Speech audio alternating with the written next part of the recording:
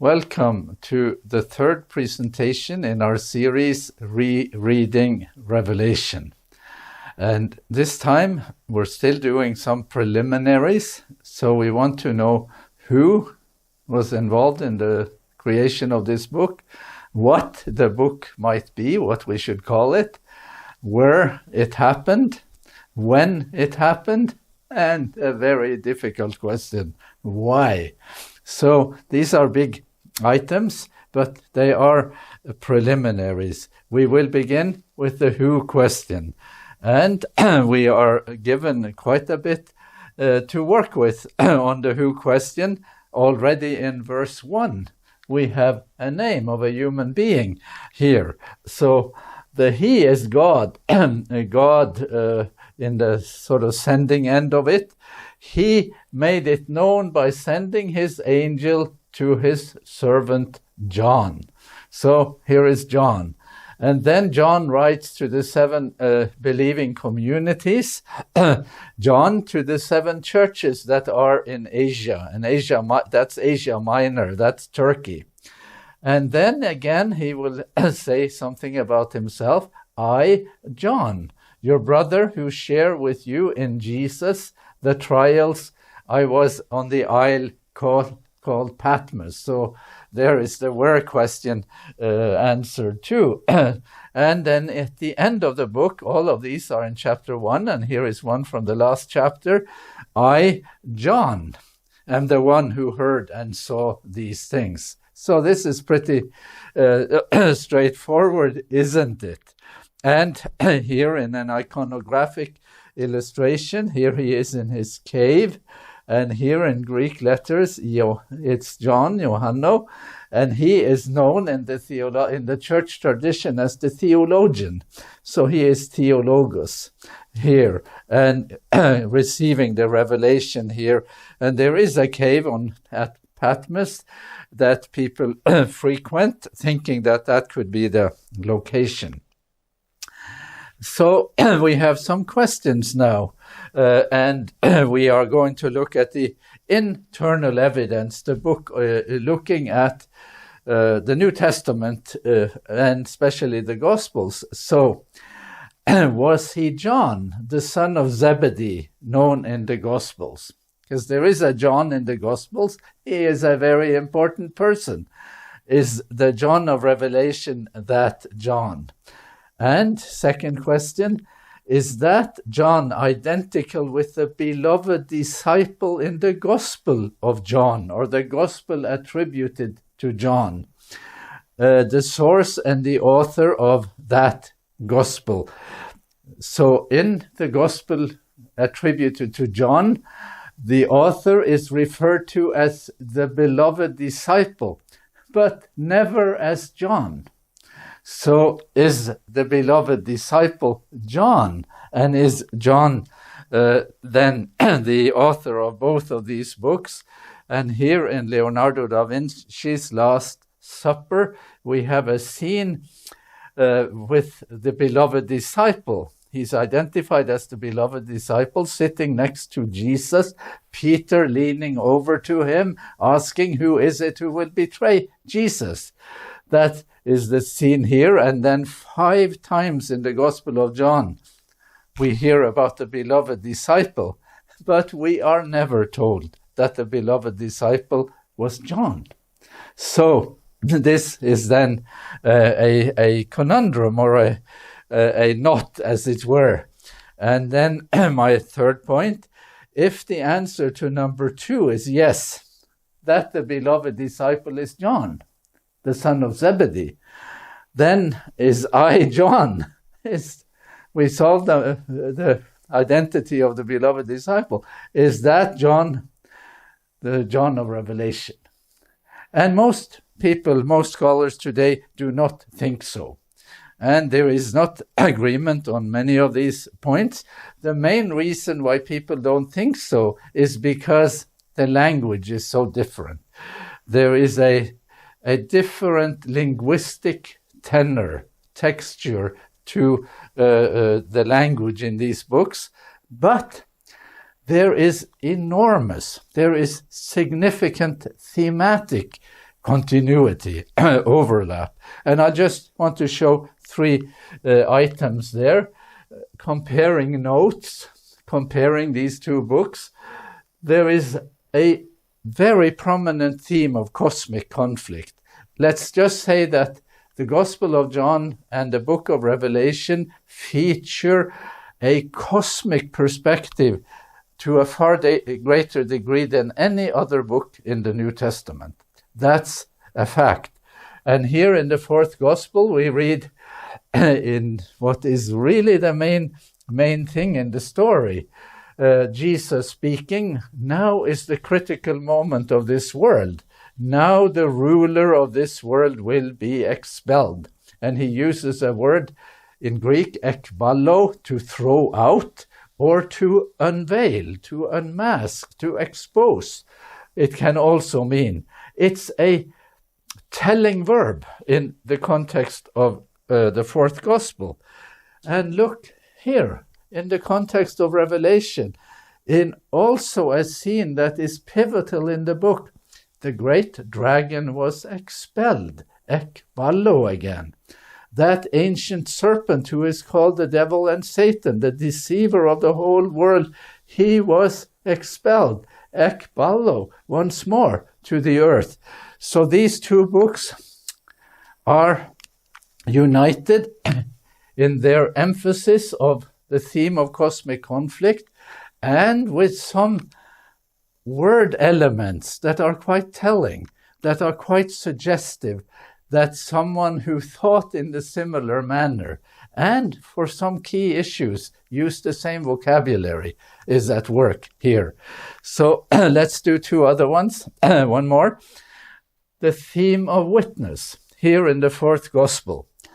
Jesus is on trial before Pilate in Jerusalem, and Pilate then said to him, "Then you are not a king, are you? Or you are a king? Are you a king?" That's one can discuss that translation. Jesus answered, and this is what matters, "You say that I am a king.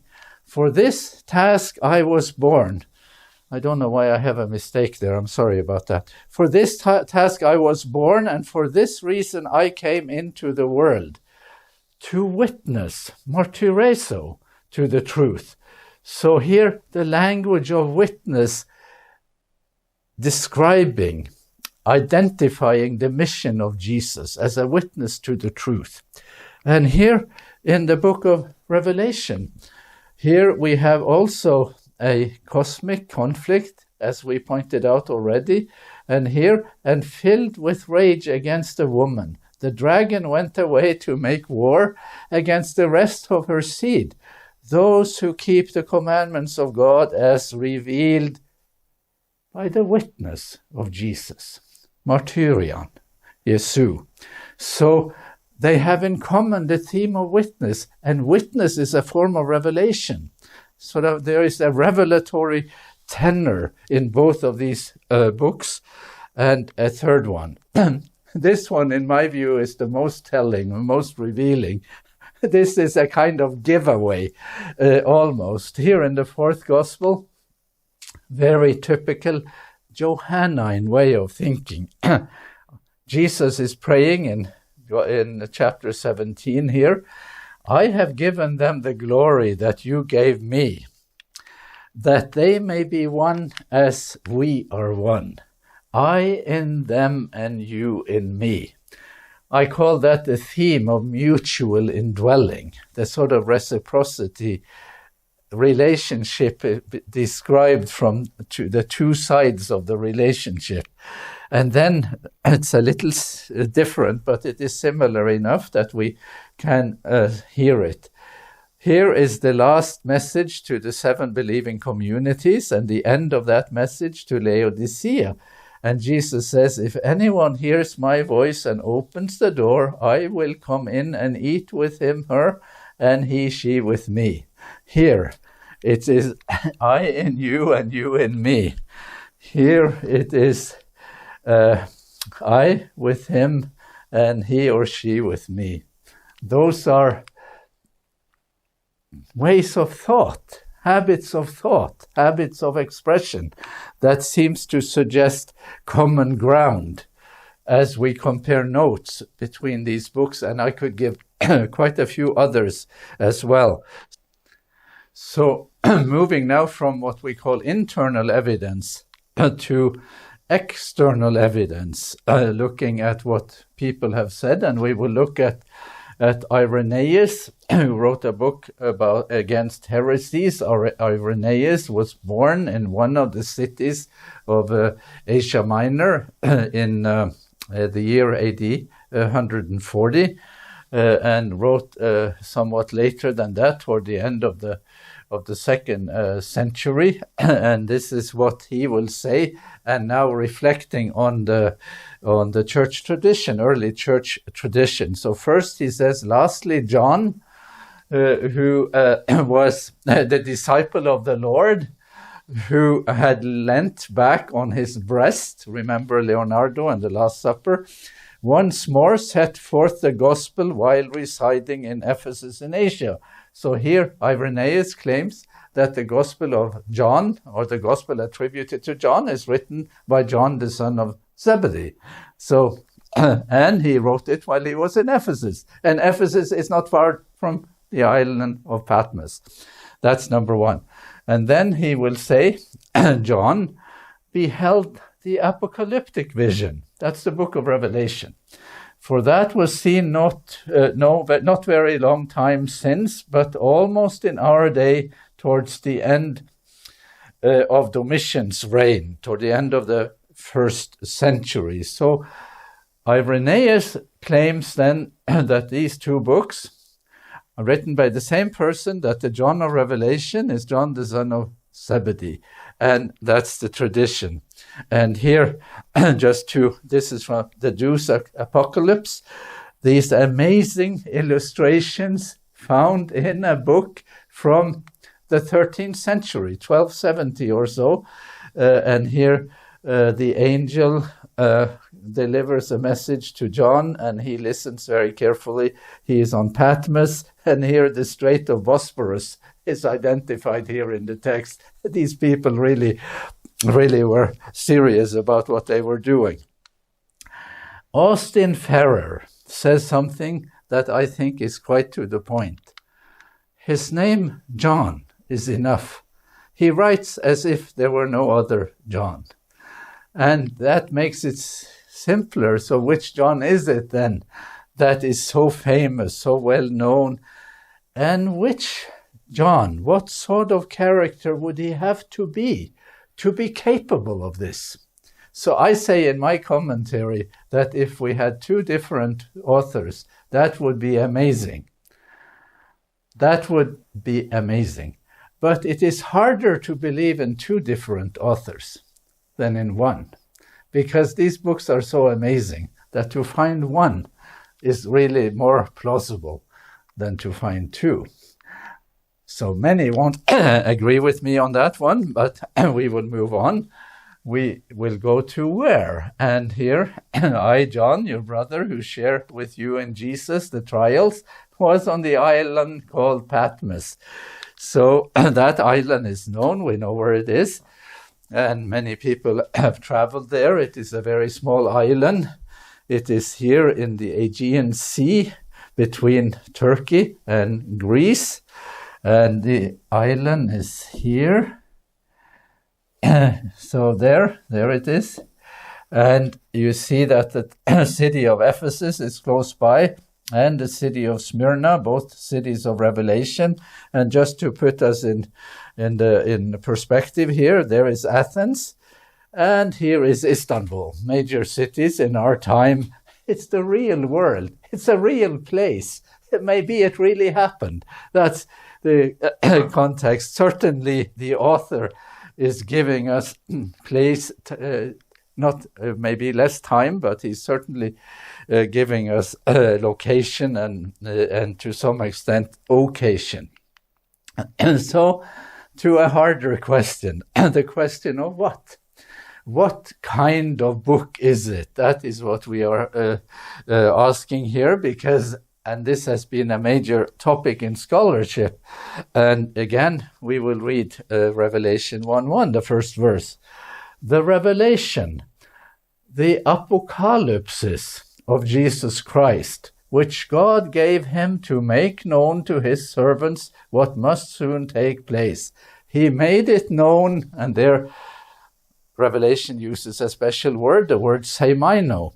He made it known in symbolic language by sending his angel to his servant John. That's the whole verse. And the key word here that has caught scholars' attention is the word apocalypsis.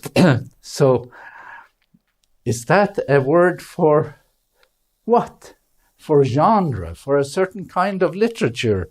So the literal meaning of the word, and here you have to see it full illustration first. It is a veiling and an unveiling. That revelation means that you unveil something. Let's do it again with me not standing in the way here. Something is veiled, hidden, and then it is unveiled, and we have a revelation. And the hiddenness that precedes the revelation is important. It's part of the issue. And here we hear echoes of the book of Daniel. Daniel, who was a captive in Babylon, and who interpreted the dream of Nebuchadnezzar, and who had visions himself. And especially this dream that King Nebuchadnezzar had, and this is Michelangelo's illustration of the prophet Daniel, or the seer Daniel. This is found in the Sistine Chapel in Rome. So just someone's imagination here. But much of the language that we have in Revelation 1:1 is echoes from the book of Daniel, and especially from Daniel 2. He makes known, apokalypto in Greek. He knows, ginosko in Greek. You have made known, seimino. That is the word we have in mode of communication in Revelation 1:1. You have made known, gnorizo, to make something known. There is a God in heaven who makes known, apokalypto. So the language in Daniel in Revelation is clearly influenced by Daniel, and by pointing back to a message of Revelation. And Greg Beale, who is a major Revelation scholar, has written a very good and massive commentary on the book of Revelation. He says something that I think we can readily agree with, that there is a connection between form and meaning. The word in Revelation 1:1 could mean merely make known or communicated, and thus refer to a general idea of communication and not to the particular mode of communication. Communication only, or also a certain mode of communication. The fact, however, that Revelation 1:1 is an allusion to Daniel 2:28, 29, and 45 confirms that here the word does mean symbolize.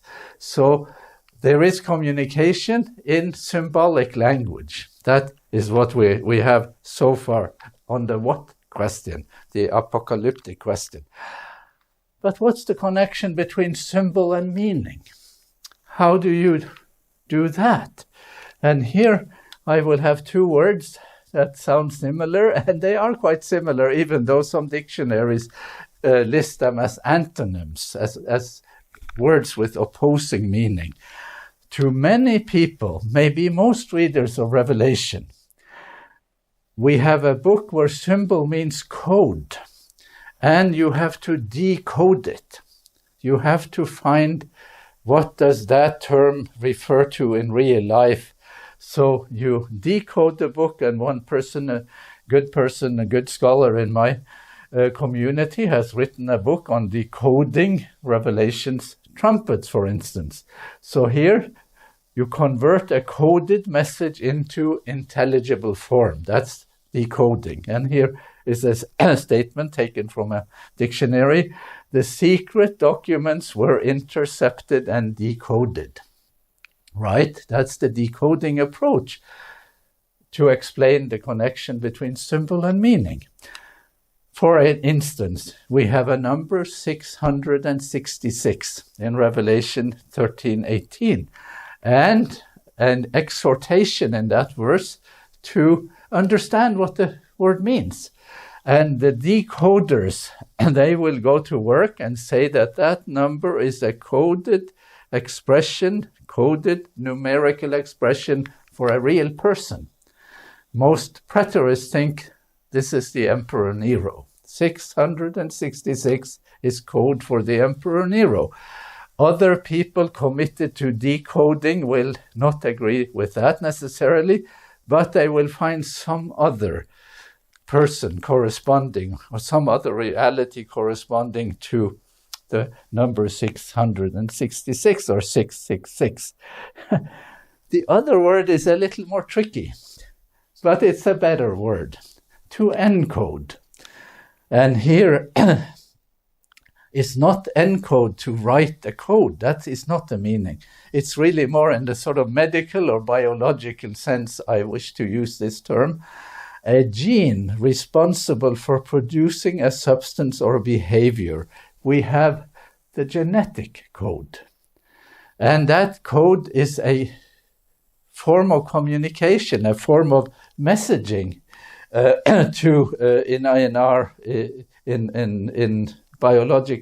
the biological world. So let's do it on a even more complicated thing.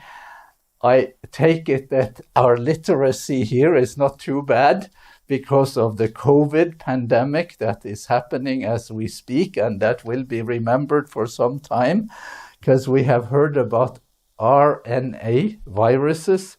And here we have the term RNA. Listen to this one.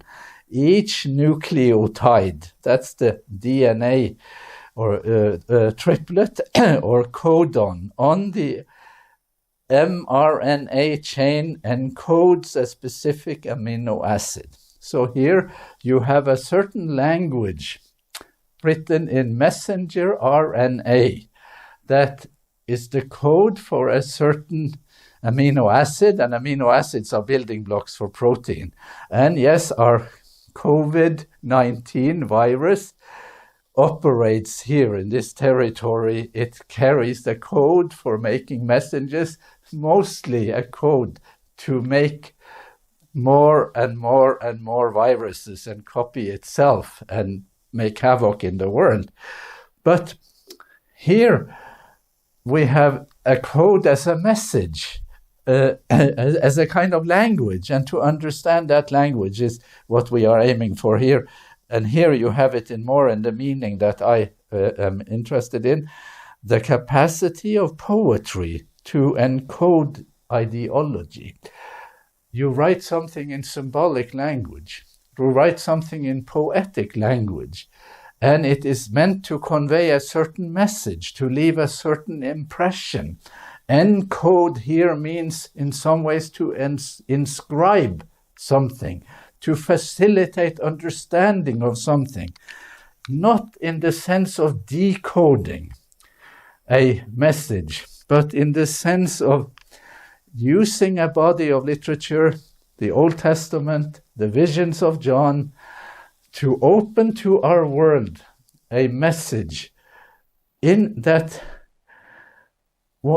seeks to encode itself in us, in our human reality, as it were. Maybe this was a little hard, but my understanding of this book is not that it needs decoding, and that the number 666 is a numerical code for a certain person. It doesn't work quite that way. It is a message, an opening to a world where we are given certain understanding, and the message will be encoded in our minds, our thoughts, maybe even in our ways of living. Now, having said all of that, there is a making known, a simple sort of revelatory thrust here, and it is very big. It is very emphatic here in the beginning of the word. We have in chapter 1, verse 1, apocalypsis, God gave, and then we have these terms, apocalypsis, didomi, deknymi, and semaino. That's the vocabulary. All of those terms really do say that we have a God who makes known, he makes known, he makes known, he makes known. Very many synonyms, the whole dictionary, as it were, of the sort of theme of making known. And going back to Daniel, we will read these texts again, just to see the melody here of the kind of claim that Daniel makes when he faces King Nebuchadnezzar at the highest level of society in the ancient world. Daniel says about God, he makes known, apokalypto, he knows. You have made known, that is God. You have made known, and again, you have made known, 2:23. There is a God in heaven who makes known, apokalypto again. That's a claim he makes for the book of Daniel. This is the claim we also make for the book of Revelation, that there is a God in heaven who communicates with people. What sort of literature is it? It's that kind of literature. And the revealer, the known maker of mysteries, disclose to you what is to be. So here, and this is another illustration from the Jews' apocalypse, there's a God in heaven who opens books and makes known.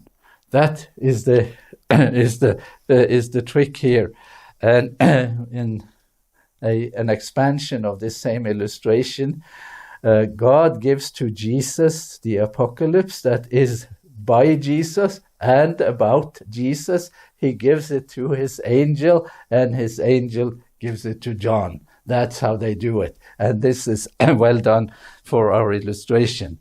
Daniel bequeaths to Revelation the language of apocalypse.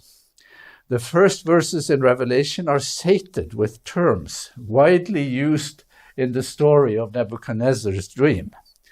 That story is itself the go-to story of knowledge that does not originate in the human realm. Nebuchadnezzar has a dream. He cannot remember it. It didn't originate in his head. It is a message from outside. That's the point. It is knowledge we cannot generate on our own.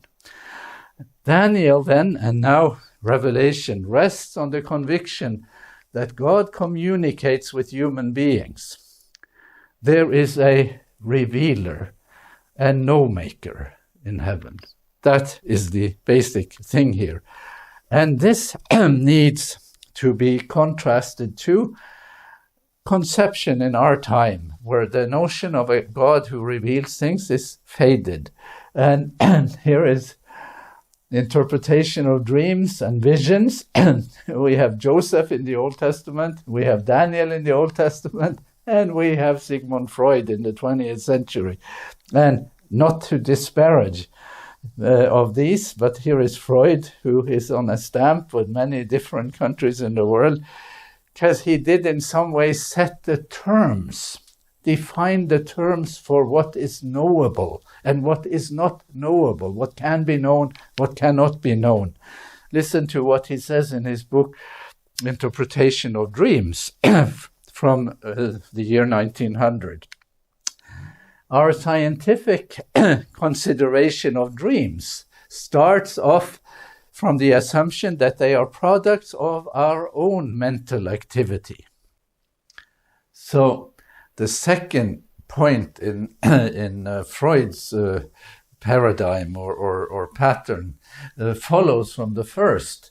So here is what he says. We are not in general in a position to interpret another person's dream unless he is prepared to communicate to us the unconscious thought that lie behind its content. And that is logical, because if all knowledge comes from our own heads, then the source of that knowledge will have to be conveyed, will have to be communicated from there. So here, of course, Daniel and Revelation, they both contest that view. They say there is knowledge that doesn't originate in our heads, and therefore that type of knowledge can be communicated by some other source. So Nebuchadnezzar cannot remember his dream, but Daniel can know it, even if Nebuchadnezzar cannot remember it.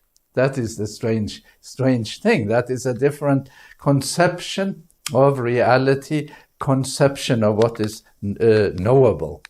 And here is the last one, the third one.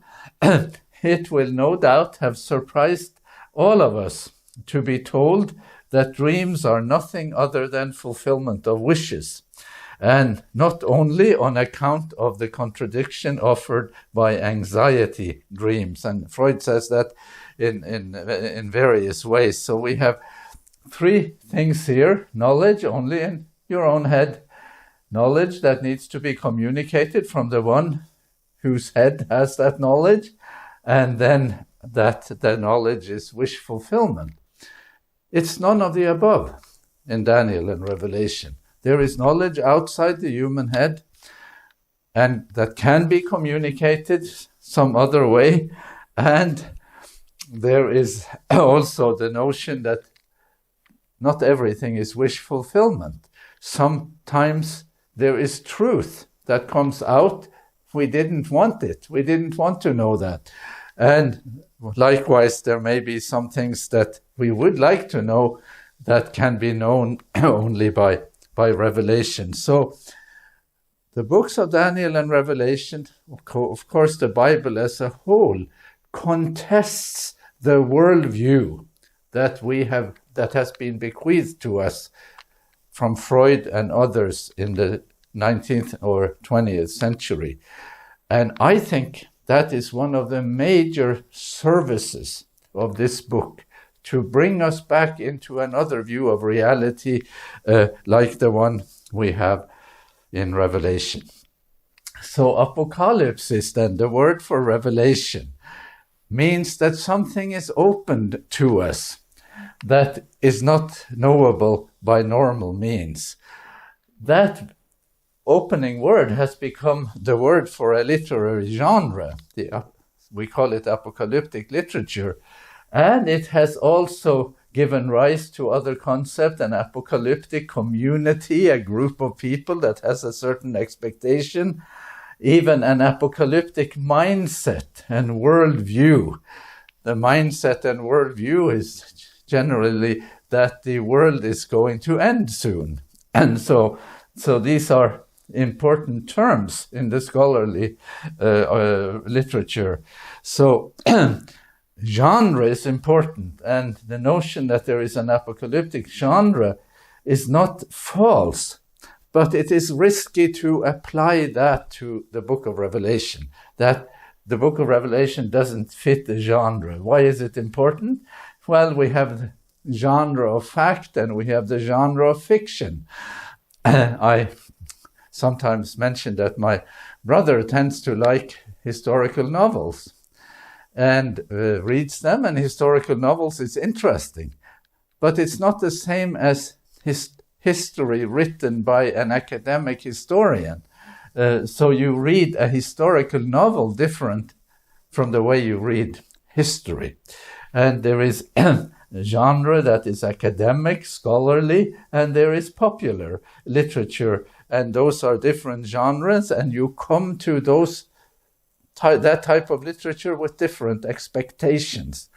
So that is important here. And the concluding point, that apocalyptic as genre did not exist when John wrote Revelation, and he was not thinking, well, I'm writing something that is in a certain genre now. That doesn't work. So I can then say that determination of genre is useful if we get it right. But it is worse than useless if we get it wrong, because then it sets us off in a wrong direction. So that would not be good. So let's try to find ways to illustrate this, to look beyond notions of genre to what is actually happening, how God relates to us, how we relate to God. So we could say, well, we have the why of the book of Revelation. That's what we're talking about. The why of the book of Revelation is grounded in our wish to know. We come to God, we want to know. Please tell us, please explain. That is one way of looking at it.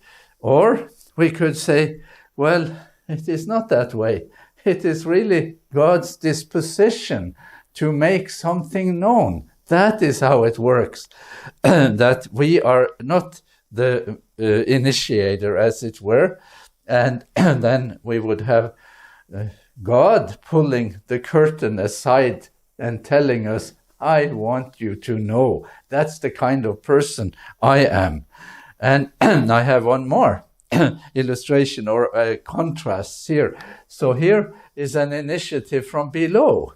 Here is me or a human being, and I knock on the door. Let's say that it is the heaven's door. Knock, knock, knock on heaven's door, hoping that it will open. And I am asking for access, again, with an initiative from below. Or this one, the initiative comes from above. God initiates the action. God opens the door. God actually comes on our side of the door and inviting us to come in. And which one works best for the world of Revelation? Clearly, the initiative from above. We could even say that this my illustration of the initiative from below, fits the world of Revelation if we take it to the messages to the 7 communities, and the last message, the one to Laodicea, and that depicts Jesus. And he says, I am standing at the door. I have taken up my position at the door, and I stand there knocking. And if anyone opens the door, I will come in. So whose initiative is it? Well, whether by the illustration here or by that view of this illustration, it's an initiative from above. The why of Revelation is from above and not from below. I don't think that can be said strongly enough. And here, then, as a conclusion, God's disposition to let us know exceeds our wish to know. That is how we could conclude, and that takes us into the why of Revelation better than any other view. I'd like to pursue this into the heartland of biblical conceptions of how these matters work, the deep roots of Revelation's why. And this goes to the heart of the Abrahamic faiths. Abraham as a foundational figure in the way God relates to the world. And God has a meeting with Abraham over the fate of Sodom and Gomorrah, that are notoriously corrupt cities. And then there is a dialogue, a kind of internal dialogue. God has a dialogue with himself. And the question is asked in the book of Genesis, shall I hide from Abraham that which I do? And the translation of that which I do should here be that which I do, not merely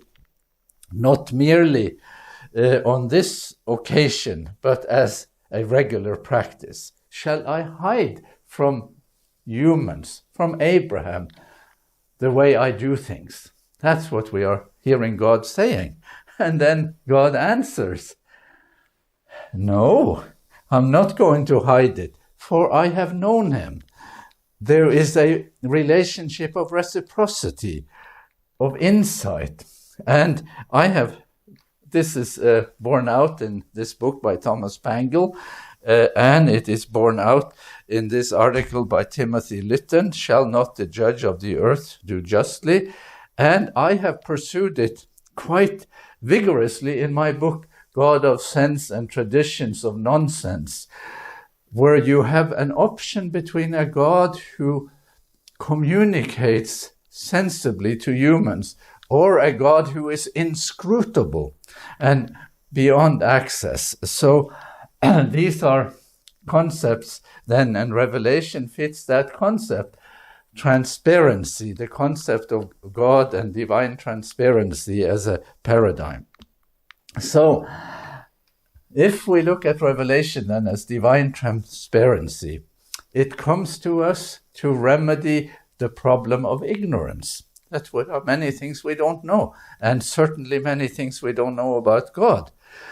And to remedy the problem of concealment, because there is an other side to the story that hides its true intentions.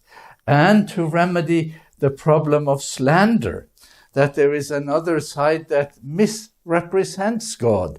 So there is ignorance, there is concealment, and there is slander. How can we get out of that predicament? How can we solve it? And this is then where the literal meaning of Revelation as uncovering, to take off the veil and remove the veil, in some ways is an illustration that works for all these problems: ignorance, concealment, and slander.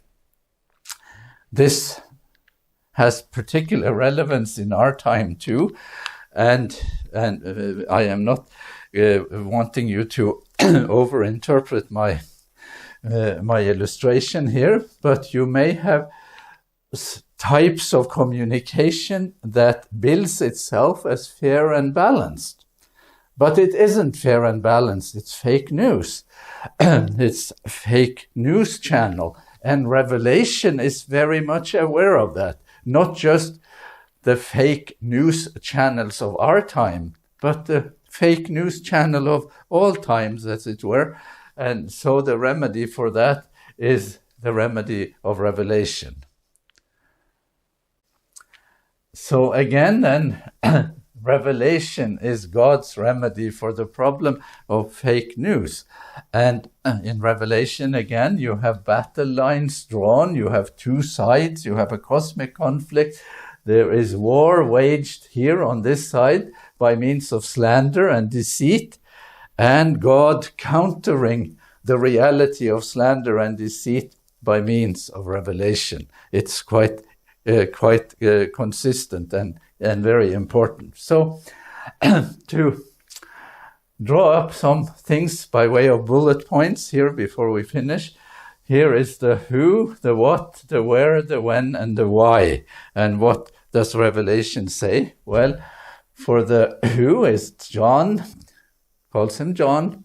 For the what, there is revelation. The book is a revelation. It is an apocalypsis. The where is Patmos off the coast of Turkey. The why is late 1st century. There is good consensus about that. And the why, the most important question, and here I take a different view from many who read this, that the reason for this book is that access and transparency are embedded in the kind of person God is. That is the main thing. So I like to broaden these points by way of summary or conclusions. Revelation is mediated by John, as if there is only one John. So the genre of the book is important, but the word apocalypsis is not meant to specify genre at the time when the book was written, and determination of genre comes with a risk if we get it wrong. Number 3, John was on the island Patmos when he received the revelation. No reason to argue about that, and maybe he was there most likely because of hardship.